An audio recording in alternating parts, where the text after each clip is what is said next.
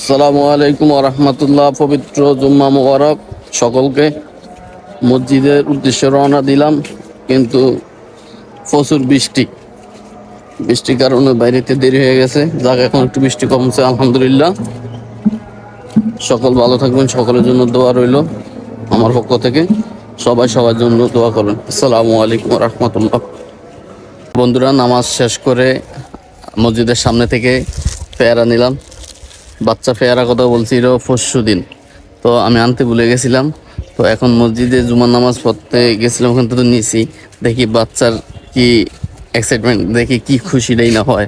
আপনাদেরকেও দেখাবো ইনশাআল্লাহ, থাকুন আমার সাথে। চলে আসছি বাসার সামনে,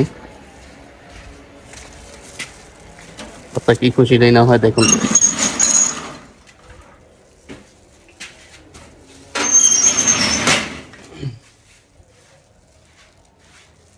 একটু ধৈর্য ধরে দেখুন।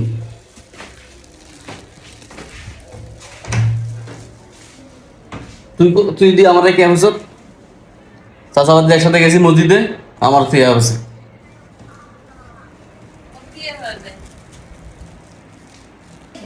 বাবা, তুমি তুমি আল্লাহ দিছ। তুমি না বাবাকে পরশু দিন ফেরার কথা বলছিলা। এটা কি আনছি দেখো। বাবা, কি আনছি এটা?